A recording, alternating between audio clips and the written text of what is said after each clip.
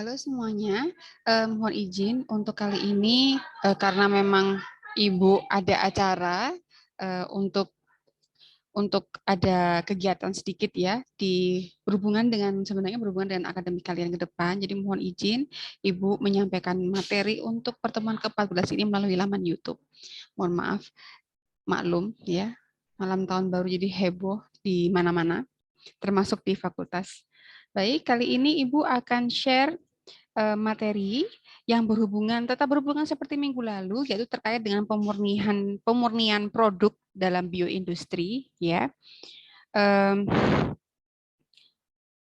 Minggu lalu mungkin sudah tidak asing bagi kalian yang kemarin sudah saya sampaikan ya.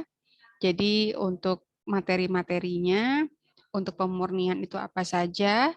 Nah, di sini Ibu kemarin sampai dengan gravitasional kalau nggak salah. Ya, ini sudah. Oke. Kita kemarin sampai dengan purifikasi dan sentrifugasi dan di presipitasi ya.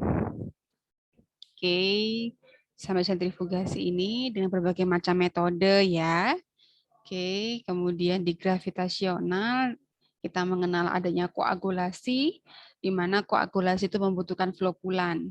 Gambar terakhir ini yang menjadi Dien untuk yang pertemuannya seharusnya minggu lalu. Mohon maaf Ibu, saking bingungnya sampai sama-sama kelas dengan Pak Pram.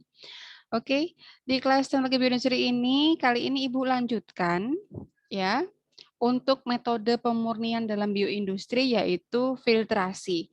Sebenarnya untuk filtrasi ini tidak terlepas dari metode pemurnian sebelumnya yaitu yang berhubungan dengan koagulasi atau pembentukan partikel-partikel yang sebelumnya terlarut dalam solution, terlarut dalam suatu larutan gitu ya.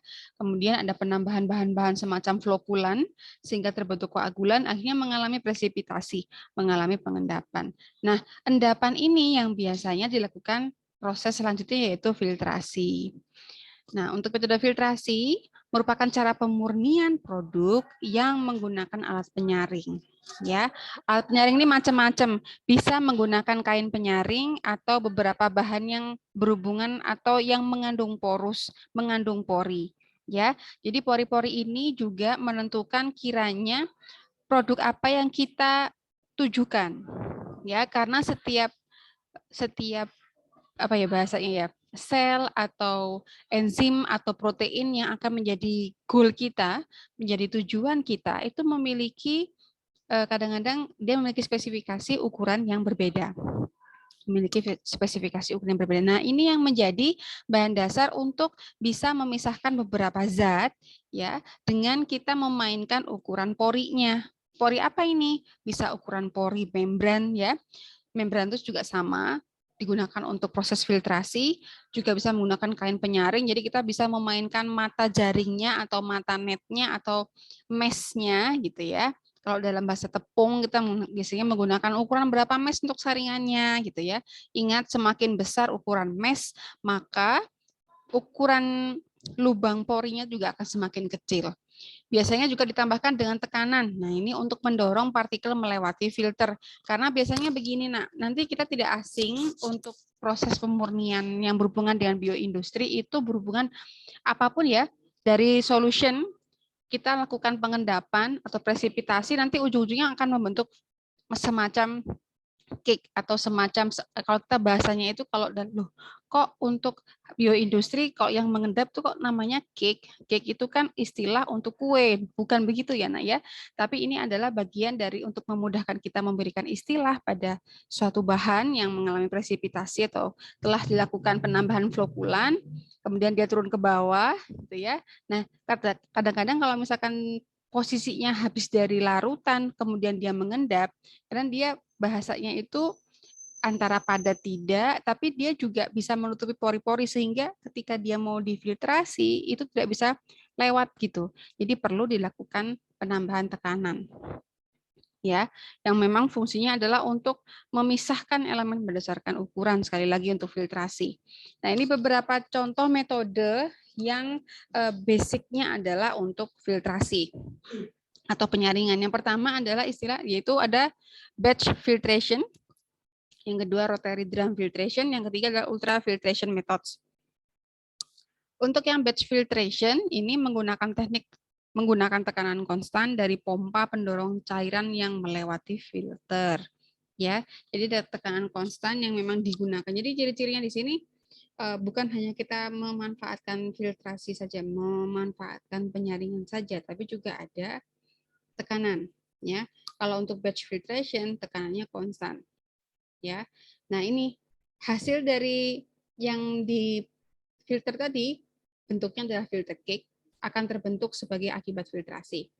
Namun untuk metode filtrasi jenis batch filtration ini tidak cocok untuk digunakan pada sel hewan atau tumbuhan, ya karena kemudian akan mudah hancur juga.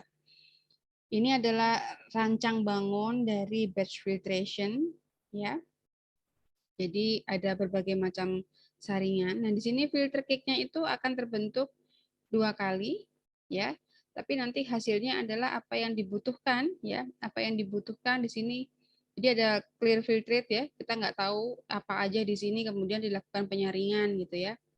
Ada gaya dorong di sini untuk menghasilkan apa yang kita inginkan di akhir. Ya. Kemudian metode kedua, rotary drum filtration. Di sini menggunakan prinsip kerja adanya campuran solution yang disedot ke atas melintasi sekat saringan. Kemudian bahasanya dihapus, tapi sebenarnya itu untuk ada perputaran begini ya nak ya. Misalkan di sini ada dari cairan katakanlah. Ada cairan gini ya. Cairannya masuk, ditekan, kemudian di sini akan menghasilkan filter cake. Nah, filter cake itu untuk bahasanya kalau memang sudah tidak bisa tersaring, maka dia akan dihapus begini dengan rotari semacam itu. Setiap filter cake yang terbentuk akan terusap atau terhapus oleh gerakan rotary filter yang Ibu sampaikan. Cocok digunakan untuk menghilangkan miselia, sel, protein, dan enzim pada suatu solution. Nah, ketika kita misalkan dalam kegiatan fermentasi, produk yang kita inginkan itu tidak boleh ada miselia. Miselia adalah bagian dari kapang ya nak ya. Kemudian ada sel-sel lain, kemudian ada campuran protein lain mungkin akibat pecahan-pecahan sel mikroba yang tidak kita inginkan maupun enzim-enzim yang kebetulan memang kita manfaatkan untuk men-trigger kejadiannya fermentasi. Nah, sekarang enzimnya nggak dipakai. Nah, bagaimana caranya? Enzim juga punya ukuran, nak. Enzim juga punya ukuran. Nah, ini memang dengan rotary drum filtration itu biasanya memang setelah enaknya itu setelah ada ampas yang memang yang kita nggak dipakai itu karena memang ada gerakan rotary filter, dia langsung terbuang gitu. Semacam ini ya. Jadi ada penampung pembuangan filternya atau yang dinamakan slurry level. Seperti ini. Ya. Oke, kemudian yang ketiga yaitu menggunakan ultrafiltration, memanfaatkan membran. Jadi kalau kita ngomongin yang sudah berhubungan dengan tingkat paling kecil porinya, biasanya disebut dengan ultrafiltration. Nah di sini bukan hanya namanya bukan saringan lagi, bukan kain penyaring lagi, bukan filter, tapi sudah menggunakan membran. Karena membran ini ukurannya sudah sampai tingkat nano bahkan untuk ukuran porinya. Jadi sangat kecil sehingga tidak kaget juga kalau pada saat proses filtrasi kalau sudah berhubungan dengan ukuran yang sangat kecil itu pasti akan lama. Ya, pasti akan lama. Partikel yang dapat lolos bisa mencapai ukuran partikel dari ukuran nano di dalam pelarut. Ya, ini adalah contoh. Biasanya ultrafiltration itu digunakan untuk apa? Untuk beberapa kegiatan yang saat ini sudah kita temukan dalam kehidupan sehari-hari. Contoh adalah ultrafiltration untuk penyediaan minum, air minum, ya, yang berhubungan dengan minuman. Purifier gitu ya bahasanya. Jadi ada air yang memang mungkin di suatu ketika galon isi ulangnya mungkin kita tidak tahu apakah benar-benar bersih atau tidak. Kita bisa mengalirkannya ke semacam ultrafiltration. Di situ ada beberapa lapisan membran yang membantu untuk menyaring air ya, yang mungkin secara kasat mata terlihatnya bening gitu ya, padahal mungkin ada partikel terlarut yang membahayakan bagi tubuh. Misalkan seperti larva jentik atau parasit dan sebagainya ya. Nah, kemudian di sini setelah ada filtrasi, kita lanjutkan juga ada metode pemurnian presipitasi, ya. Kalau untuk presipitasi sebenarnya juga yang tadi Ibu sampaikan, di sini prosedur penambahan larutan. Intinya ada kita bermain penambahan larutan seperti semacam flokulan yang fungsinya adalah untuk membuat partikel itu menjadi tidak larut. Jadi bentuk seperti koagulan. Jadi sama sebenarnya presipitasi atau proses yang berhubungan dengan gravitasional. Jadi ada penambahan bahan tertentu atau kita mengotak-atik pH ya, atau kita mengotak-atik suhu pada larutan tersebut agar yang sebelumnya larut menjadi tidak larut dan bisa kita pisahkan mana yang memang benar-benar tidak kita butuhkan ya. Biasanya untuk presipitasi digunakan untuk memisahkan antara enzim dan atau protein. Nah, ini beberapa contoh ilustrasi ya. Mungkin kalian bisa cek di YouTube, ada berbagai macam cara untuk melakukan presipitasi. Bisa menggunakan penambahan senyawa-senyawa ionik bisa ya. Berarti kita hubungkannya dengan apa namanya? Karena memang untuk presipitasi bisa menggunakan bahan-bahan yang larutan penambahan ionik, anion maupun kation. Kita bisa bermain suhu maupun bermain pH. Nah, kemudian yang terakhir di sini adalah pemurnian asam sitrat ya.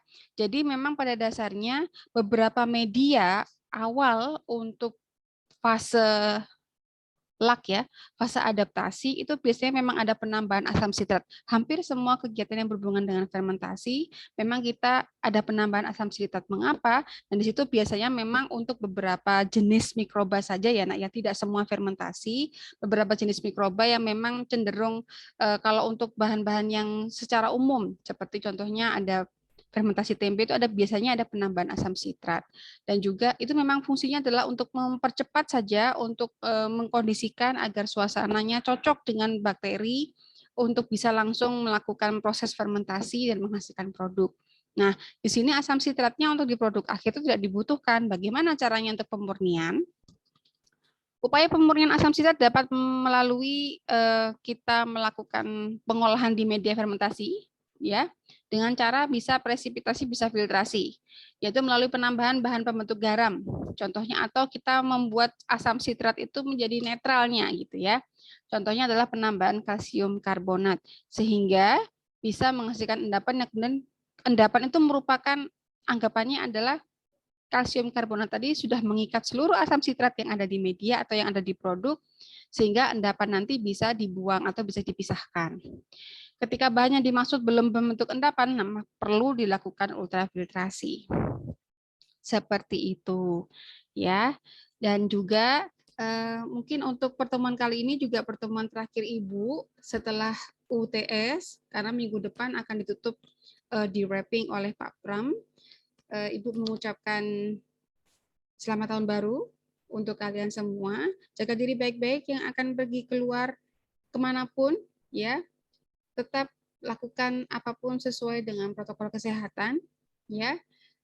Dijaga apapun itu, jangan lupa kunci kamar kos, ya. Yang penting-penting, benar-benar penting dibawa. Kalau misalkan memang perginya agak lama, titipkan saja ke orang yang kalian percaya, gitu ya. Terima kasih, Ibu akhiri. Semoga bermanfaat ilmunya. Selamat siang.